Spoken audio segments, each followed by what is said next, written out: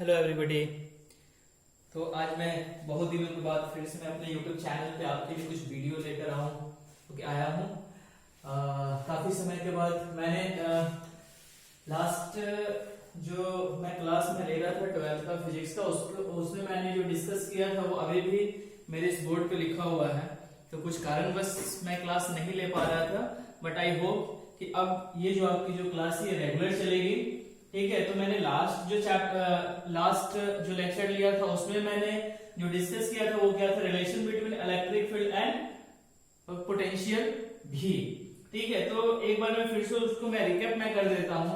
ठीक है, क्योंकि लास्ट काफी दिन हो गया, बट फिर भी चलिए एक बार हम इसको रिकैप कर लेते हैं। तो relation between electric field and potential, so we know that, हमने आपको ये बताया था कि इलेक्ट्रिक फील्ड क्या होता है, force per unit test charge. ठीक है, so here we can write E equals to F upon Q, यानी force upon charge. So from this equation we can write here F equals to Q into E, where F is what? F is force, Q is charge, E electric field. Here F is a vector quantity because you know force is a vector quantity. E electric field is also a vector quantity, and this is the relation between force and electric field. It is a very important relation. हम जब भी numerical solve करेंगे तो हम ये सब जो relation इसका हम यूज करेंगे। Okay, now the second relation is work done. Work done आपने पढ़ा होगा 11th क्लास में। वर्क डन इक्वल्स टू क्या होता है, फोर्स इनटू डिस्प्लेसमेंट। ठीक है, तो यदि हम यहाँ पे dw means for small work done for an instant time, if work done is dw then we can write f dot dr, means displacement भी क्या हम उस इंस्टेंट के लिए ले रहे हैं, तो यहाँ पे हम फोर्स इनटू डिस्प्लेसमेंट कर सकते हैं। और आपको मालूम है, आपने 11th क्लास में वेक्टर पढ़ा होगा कि dot product of any two vector gives a scalar quantity. So here work done is what? Work done is a scalar quantity which is equals to force into displacement. I hope यहाँ तक आपको clear होगा। अब यहाँ पे देखो force का हमने यहाँ पे एक इक्वेशन, हमने यहाँ पे एक रिलेशन डिराइव कर चुका है। मैंने यहाँ पे एक रिलेशन डिराइव किया है कि फोर्स क्या है, चार्ज इनटू इलेक्ट्रिक फील्ड है। तो क्या हम यहाँ पे फोर्स के जगह पे क्यू ई रख सकते हैं? बिल्कुल रख सकते हैं। तो F dot Q into E dot D are. Fine. अब यहाँ पे देखो, तो ये इसको आप सेकंड इक्वेशन एज्यूम कर लो। Now the third equation is what, du equals to minus dw, where dw equals to minus q dot dr। Minus q dot dr, ये मैंने आपको पोटेंशियल, जब मैंने आपको पोटेंशियल एनर्जी बताया था तो उसमें मैंने आपको एक्सप्लेन किया था कि जो पोटेंशियल एनर्जी क्या होता है वो नेगेटिव ऑफ वर्क डन होता है। तो उसके हिसाब से मैं यहाँ पे minus Q dot D are लिख सकते हैं। तो हमारे पास यहाँ पे तीन इक्वेशन डिराइव हो गया, F equals to Q into E, second equation D W equals to Q into D R, और थर्ड इक्वेशन क्या हो गया, minus Q E dot D R. अब हम इन तीनों इक्वेशन को कंबाइन करेंगे, फिर हम रिलेशन निकालेंगे ई और भी में। तो यहाँ पे देखो डीवी इक्वल्स टू, आपको मैंने बताया था कि पोटेंशियल जो होता है electric potential energy per unit charge होता है। तो यहाँ पे हम dv equals to du by q लिख सकते हैं। और du का चूंकि यहाँ पे देखो इक्वेशन थर्ड में हमने du का इक्वेशन डिराइव किया था माइनस q डॉट dr, तो हम यहाँ से du का जो वैल्यू है उसमें हम यहाँ पे पुट कर लेंगे।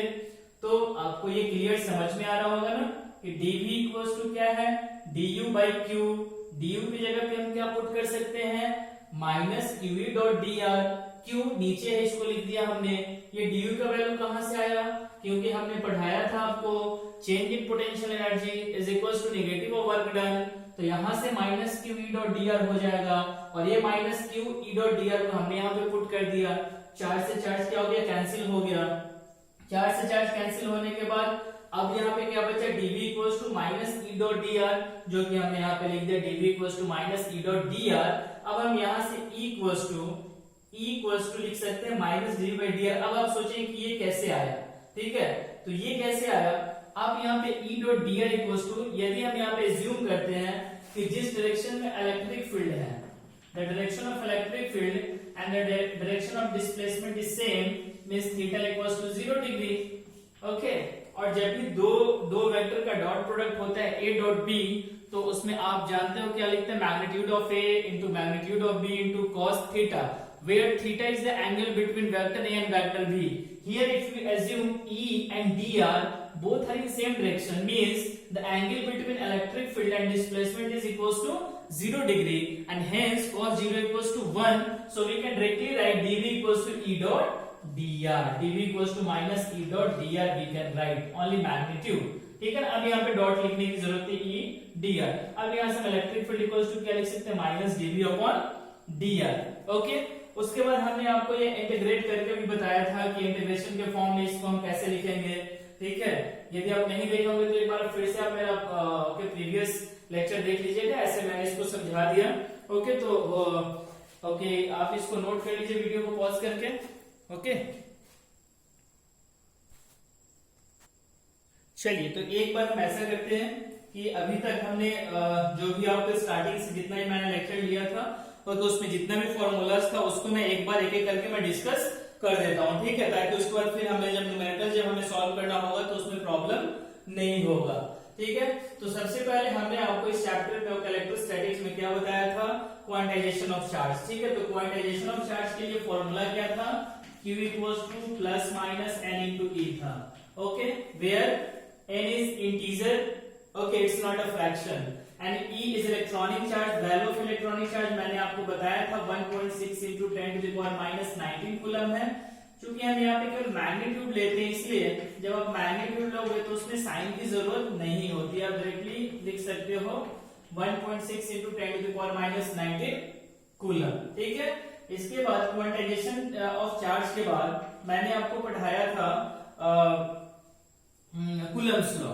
ओके, हमने आपको क्या पढ़ाया था, कूलम्स लॉ के बारे में. सो कूलम्स लॉ में हमने आपको क्या पढ़ाया था, आप याद करो कि यदि दो चार्ज दिया हुआ हो, okay, if two charge is given Q1 and Q2 and the distance between these two charges r, then according to Coulomb's law of force F equals to K Q1 Q2 upon r square, where K is 1 by 4 pi epsilon naught into Q1 Q2 upon R square. ठीक है, तो ये भी हमने आपको एक formula हमने आपको बताया था. ठीक है, इसके बाद हम लोगों ने पढ़ा था इलेक्ट्रिक फील्ड के बारे में. So electric field is equals to 1 by 4 pi epsilon naught Q upon R square. ठीक है, बस मैं इसका वेक्टर के फॉर्म में नहीं लिख रहा हूँ. ठीक है, बस मैं इसका फॉर्मूला में लिखते जा रहा हूँ. ठीक है, आप यदि नहीं देखोगे तो आप मेरा प्रीवियस जो भी वीडियोस या लेक्चर है वो आप देखिएगा, आपको ये सब चीज मैंने वन बाय वन मैंने एक्सप्लेन किया है, उसमें मैंने कुछ क्वेश्चन भी सॉल्व करवाया था, आपको प्रॉब्लम नहीं होगा.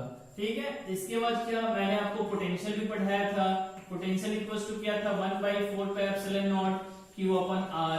ठीक है, अब यहाँ पे क्या है कि ये फोर्स हो गया या इलेक्ट्रिक फील्ड हो गया, ये दोनों का दोनों वेक्टर क्वांटिटी था जो कि मैंने आपको बताया था. ठीक है, और ये क्या था, पोटेंशियल क्या होता है, स्केलर क्वांटिटी होता है. ठीक है, उसके बाद मैंने आपको पोटेंशियल एनर्जी के बारे में बताया था कि पोटेंशियल एनर्जी क्या होता है 1 by 4 pi epsilon naught into Q1 Q2 upon R. Then after relation हमने देखा था कि F इक्वल्स टू क्या होता है Q upon E equals to F upon Q, या हम यहाँ से लिख सकते हैं F equals to Q into E.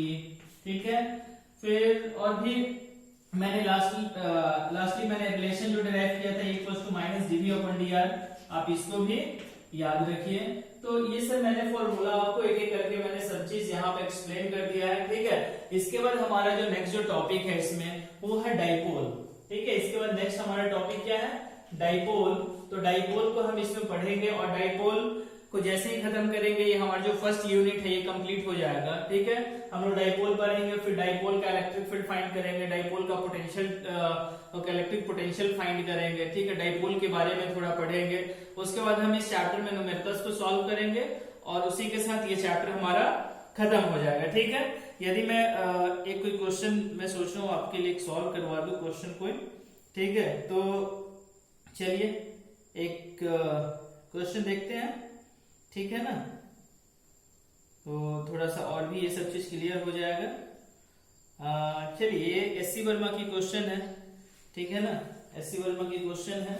मैं यहाँ पे एससी वर्मा की क्वेश्चन नंबर में लिख देता हूँ. ठीक है, मैं क्वेश्चन में नहीं लिखने जा रहा हूँ. आपके पास बुक होगा, बुक नहीं होगा तो एससी वर्मा की बुक जरूर खरीदें. ठीक है, क्योंकि यदि फिजिक्स आपको अच्छे से पढ़ना है, यदि आप फिजिक्स यदि आपको इंजीनियरिंग की तैयारी करनी है या मेडिकल की तैयारी करनी है तो आपको कॉन्सेप्ट तो यहाँ से पढ़ना पड़ेगा। ठीक है, तो ये एस सी वर्मा की बुक की क्वेश्चन नंबर मैं 35 में लेता हूँ, देखता हूँ उसमें क्या दिया हुआ है। ठीक है, मैं देखता हूँ आपसे ये सॉल्व हो सकता है कि नहीं हो सकता है।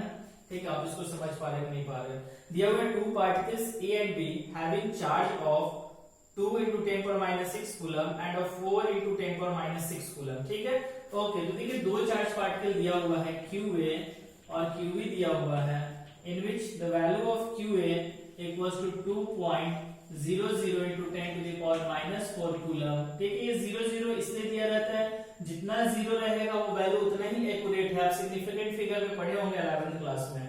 और QB इक्वल्स टू होता है 4 ये दिया हुआ है 4.00, ठीक है, इनटू 10⁻⁻6 कूलम। ये दो वैल्यू दिया हुआ है, respectively are held fixed at a separation of 20 centimetre. इन दोनों चार्ज पार्टिकल को QA और QB को रखा हुआ है और इन दोनों के बीच का जो सेपरेशन है वो दिया हुआ है, वो 20 सेंटीमीटर दिया, 20.0 सेंटीमीटर। अब देखिए यदि यहाँ पे ये 0.00 का मतलब क्या होता है, एस सी वर्मा की बुक में काफी सही चीज है, आप थोड़ा सा समझ लीजिए। सपोज कि 4/2 है, ठीक है ना, 4/2 है। अब इसका आंसर क्या होगा? ठीक है, ऑप्शन में दिया हुआ है 2.0, सेकंड ऑप्शन दिया है 2.00, थर्ड ऑप्शन दिया हुआ है 2.000 और डी ऑप्शन दिया हुआ है 2.0000। अभी इसमें से कौन सा आंसर होगा? So it's very interesting, your answer is D. तो डेसिमल के बाद जितना ज्यादा वैल्यू होता है वो जो आंसर होता है उतना ही परफेक्ट होता है। ठीक है, सो हियर आंसर इज 2.0000 होगा। ठीक है, ना कि 2.0 करेंगे। ऐसे चारों का चारों ऑप्शन सही था, बट इसमें देखा जाए तो वो सही होगा। चलिए, तो यहाँ पे QA का डिस्टेंस भी दिया हुआ है 20 सेंटीमीटर। अब यहाँ पे पूछ रहे locate the point on the line AB। इस लाइन को हम AB जूम कर लेते हैं, ठीक है, क्योंकि A चार्ज है, B चार्ज है। अब बोल रहे हैं कि locate the point on line AB where electric field is 0। अब हमें ये बताना है कि इधर किस पॉइंट पे इलेक्ट्रिक फील्ड का वैल्यू 0 होगा। ठीक है, तो आप अज्यूम कर लो कि A से X डिस्टेंस पे एक पॉइंट है C, ठीक है ना, जहां पे इलेक्ट्रिक फील्ड का वैल्यू क्या है, नेट इलेक्ट्रिक फील्ड का वैल्यू क्या हो रहा है, 0 हो रहा है। ठीक है, अब यहाँ पे 0 क्यों होगा? तो देखो Q का वैल्यू कितना है, पॉजिटिव में है, और QB का वैल्यू क्या है, नेगेटिव में है। मैंने आपको बताया था इलेक्ट्रिक फील्ड लाइंस के बारे में कि यदि पॉजिटिव चार्ज होता है तो फील्ड आउटवर्ड डायरेक्शन में होता है, यदि नेगेटिव चार्ज होता है तो फील्ड जो होता है वो टुवर्ड्स चार्ज होता है। तो यहाँ पे QB के बारे में आप डिस्कस करोगे तो यहाँ पे जो इलेक्ट्रिक फील्ड का वैल्यू होगा वो किधर की ओर होगा, इधर की ओर। ठीक है, QA पॉजिटिव है तो इसके भी कारण इलेक्ट्रिक फील्ड किधर होगा, इधर की ओर। तो फर्स्ट जो केस है कि इलेक्ट्रिक फील्ड का वैल्यू 0 कहां पे होगा, वो कभी भी A और B के बीच में नहीं होगा। ठीक है, तो क्वेश्चन है कि तो किसके साइड में होगा।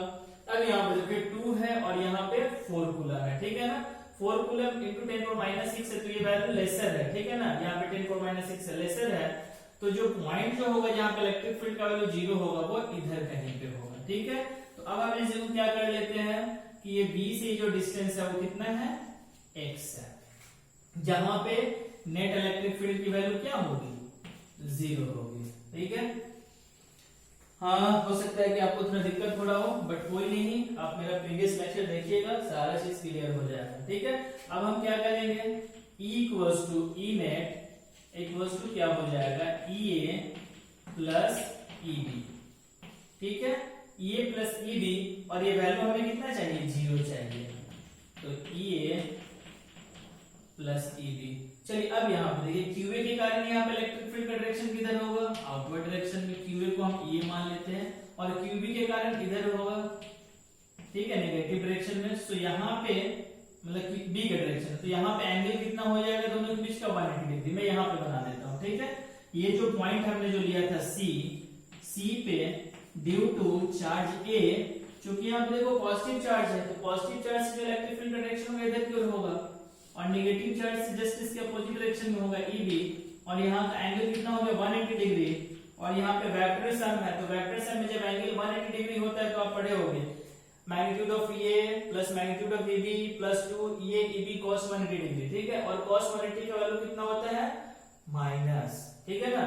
cos 180 का वैल्यू याद है 0 पे 1, 90 पे सॉरी cos 0 पे 1, 90 पे 0 और 180 का वैल्यू कितना होता है -1। तो यहाँ पे हो जाएगा, चूंकि यहाँ पे आप लिख सकते हो कि ये minus E B Y because angle between E and E B is 180 degree here given. So here we can write E A equals to E B. अब यहाँ पे वैल्यू पुट कर दो, क्योंकि आपको मैंने फॉर्मूला पढ़ाया था ई ए। तो ये के लिए क्या हो जाएगा 1/4πε0 into Q A by distance का स्क्वायर। तो डिस्टेंस अब ए से लेकर यहां तक है, कितना हो जाएगा 20 प्लस एक्स। यहाँ पे लिख देंगे 20 plus X whole square equals to, फिर इस साइड का हो जाएगा 1/4πε0 और यहाँ पे हो जाएगा क्यू बी और ये हो जाएगा एक्स स्क्वायर। अब यहाँ देखिए दोनों इक्वल है, कैंसिल हो जाएगा, ठीक है। बचेगा क्या Q A by Q A का वैल्यू पुट कर देते हैं। क्यू ए का वैल्यू आपको दिया हुआ है 2 इंटू 10 टू द पावर -4 और ये है 20 plus X whole square equals to यहाँ हो जाएगा 4 इंटू 10 टू द पावर -6 और ये है एक्स स्क्वायर, ठीक है। तो 2 2 जा 4, ये कैंसिल हो जाएगा, इसको भी कैंसिल करेंगे तो यहाँ पे बच जाएगा 10 टू द पावर -2। अब आप इसको सॉल्व कर लो, ठीक है। तो ये हो गया एक्स स्क्वायर इक्वल्स टू ये हो जाएगा 2 इंटू 10 पर -2 है ना, तो हम इसको लिख सकते हैं 2 into 20 plus X whole square by 10 power 2। तो यहाँ पे हम इसको 100 कर देते हैं, ठीक है। 10 पावर 2 इधर आ जाएगा तो 100 हो जाएगा, ये हो जाएगा एक्स स्क्वायर 100 एक्स स्क्वायर। अब आप इसके बाद आप इसको सॉल्व कर सकते हो, ठीक है। 2 से इसको कैंसिल कर देते हैं, ठीक है। 2 से कैंसिल हो जाएगा ना, बिल्कुल हो जाएगा कैंसिल। तो ये 2 से इसको हम 2 से कैंसिल कर देते हैं तो ये हो जाएगा 50। तो ये हो गया 50 एक्स स्क्वायर और ये कितना हो गया A square plus B square plus 2ab तो 40 एक्स, ठीक है ना 2ab। अब ये हो गया 50 एक्स स्क्वायर। अब यहाँ से इसको आप सॉल्व कर सकते हो, ठीक है। इतना तो आपको करना ही पड़ेगा 400 plus x square plus 40 x, ठीक है। आप इसका वैल्यू सॉल्व करो, क्योंकि देखो यहाँ पे क्वाड्रेटिक इक्वेशन आ गया, ठीक है ना। क्वाड्रेटिक इक्वेशन क्या हो जाएगा 49x स्क्वायर, फिर हो जाएगा -40x और माइनस हो जाएगा 400 इक्वल्स टू 0। अब आप इसको सॉल्व कर लो, ठीक है ना। ओके, आप इसको ऐसे सॉल्व करो कि मल्टीप्लाई करने पे इन दोनों के मल्टीपल इक्वल हो जाए। फिर यहाँ से x का वैल्यू फाइंड कर लो, तो वही हो जाएगा x का वैल्यू कि QB से कितना डिस्टेंस पे इलेक्ट्रिक फील्ड का वैल्यू 0 होगा। आप इसको सॉल्व कीजिए, सॉल्व करने के बाद आप कमेंट में आंसर जरूर डालिए, ठीक है ना। क्वेश्चन नंबर 35 का जो आंसर है वो मैं बता दे रहा हूं। फ्रॉम ए यहां से है 48.3 सेंटीमीटर हो जाएगा, ठीक है ना। तो आप इसको सॉल्व कर लीजिएगा, ओके। तो आज हम इसको यहीं पे रहने देते हैं, ठीक है ना। फिर हम लोग अब नेक्स्ट क्लास में 7 क्वेश्चन, ठीक है। अच्छा, एक चीज मैंने यहाँ पे गड़बड़ कर दिया था थोड़ा सा, ये जो -4 है यहाँ -6, एक्चुअली दोनों जगह -6 दिया हुआ है, ठीक है। तो दोनों जगह -6 दिया हुआ है। तो अब देखो इन दोनों में चार्ज कौन सा ग्रेटर हो जाएगा, ये वाला स्मॉलर ये हो जाएगा। तो जो चार्ज पार्टिकल होगा वो जो न्यूट्रल पॉइंट होगा इलेक्ट्रिक फील्ड के लिए वो इधर ना होकर इस साइड में होगा, ठीक है ना। एक एक क्लोज में होगा। मुझे लगा यहाँ पे 10⁻⁴ है इसलिए मैंने इधर लिया, क्योंकि जो चार्ज लेसर होगा ऐसे केस में जब प्लस माइनस हो तो लेसर होगा, उसी के साइड में आपको न्यूट्रल पॉइंट मिलेगा, ठीक है। तो कोई नहीं, आप ऐसे करके इस पॉइंट को इधर शिफ्ट करके आप सॉल्व करना, सॉल्व करके आप कमेंट में इसका आंसर डालना, ठीक है। नहीं होगा तो भी आप डाल देना कमेंट में सिर्फ सॉल्व नहीं हो रहा है, फिर से मैं इसको नेक्स्ट लेक्चर में सॉल्व कर दूंगा, ओके। आज के लिए यहीं पे रहने देते हैं, ठीक है। नेक्स्ट लेक्चर में और हम कुछ क्वेश्चन, पहले हम डाइपोल को पढ़ेंगे, डाइपोल को हम पहले कंप्लीट करेंगे, उसके बाद हम इस चैप्टर का सारा जो न्यूमेरिकल्स है वो हम 1 by 1 करके सॉल्व करेंगे, ओके। आज के लिए थैंक यू, धन्यवाद, हैव अ नाइस डे।